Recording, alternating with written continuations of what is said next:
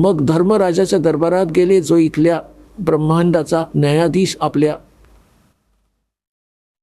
सर्व आत्म्यांचा तो निर्णय घेतो, न्याय करतो, कर्मानुसार त्यांचे पुढचे निर्धारित करतो संस्कार. त्या लोकात जेव्हा गेले, त्याच्या जवळ पोचले, तेव्हा धर्मराजाने आपले आसन सोडले, आपली खुर्ची सोडून उभा राहिला, आसन सोडून, आणि म्हणाला, विराजमान व्हा परमात्मा. आता पुण्यात्म्यांनो, आपण पाहता की एखाद्या व्यक्तीचं असं व्यक्तिमत्व असतं की त्याला आपोआप माणूस कुठेही जाईल तिथे त्याचा सत्कार करतात, कारण त्याचे संस्कार, त्याचं पुण्य त्याच्यासोबत असतं. त्याच दृष्टीने जेव्हा परमात्मा तिथे पोचले, तेव्हा स्वतः उभा राहिला तो न्यायाधीश, कारण की असा पुण्यात्माच केवळ अशी पदे प्राप्त करतात. आणि उभं राहून सत्कार केला आणि म्हणाले की विराजमान व्हा भगवन. तर तिथे बरीच बोलणी झाली परमात्म्याची, आणि तो प्रिय आत्मा त्या धर्मराजाशी. आता धर्मराजाच्या दरबारात, देई कबीर तलाक, मेरे भूले चुके हंस को तू पकडना मत कजाक. आता तो परमक्षर ब्रह्म इथल्या न्यायाधीशावर असा रागावला जसा एखादा उच्च अधिकारी एका छोट्या अधिकाऱ्यावर त्याला उपदेश देतेवेळी सक्तीने बोलतो तसा. आणि तो औपचारिक आणि शिष्टाचाराने, सर जी, यस सर, हां जी, जशी आज्ञा आपली, असा एक शिष्टाचार असतो. याच प्रकारे परमात्मा पूर्ण ब्रह्म कबीर देवजी, कबीर साहेब, काशीवाले धानक, ज्यांना वेणकर म्हणतो आपण, कवी संबोधून त्यांची फाईल बंद करून ठेवली होती आपण, इतिहास बंद करून ठेवला होता. तो परमक्षर ब्रह्म आहे, तो सर्व सृष्टी रचनहार आहे, तो सर्वांचा सृजनहार आहे. तर तिथे गरीबदास साहेबजींच्या समोर स्वतःची समर्थता दाखवतात.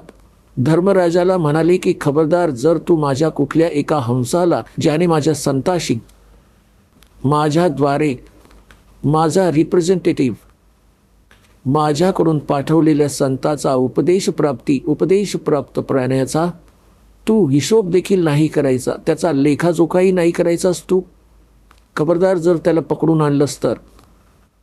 धर्मराज हात जोडून म्हणतो, करबद्ध होऊन म्हणतो की हे परमात्मा, आपल्या हंसाला, आपला जो अनुयायी असेल त्याला मी कधीच नाही पकडणार, त्याला कोणताच दंड नाही देणार.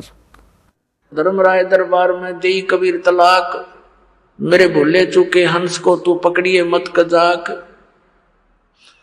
बोले पुरुष कबीर से धर्मराज कर जोड़, और तुमरे हंस को पकड़ो नहीं मन 2,00,000 आपला जो हंस असेल मी कधीही त्याला नाही पकडणार, ना त्याला कधी दंडित करणार. आणि मग तो म्हणाला की परमात्मा, जोपर्यंत आपल्या शरणामध्ये हा जीव येत नाही तोपर्यंत याचे पूर्वजन्मीचे संचित पापकर्म माझ्याकडे विद्यमान असतात हे प्रभू, आणि माझ्या कागदांमध्ये ते नमूद केलेले आहेत. आणि इथला नियम आहे की जसे कोणी कर्म करेल तसे भोगावे लागतात.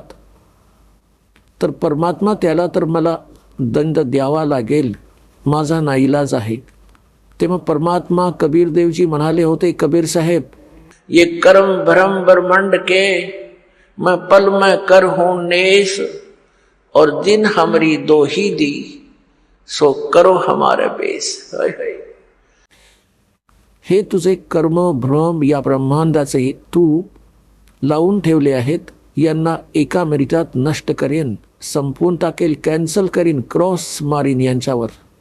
आणि ज्यांनी माझी साक्ष दिली आणि तू त्यांना पकडून आणलंस,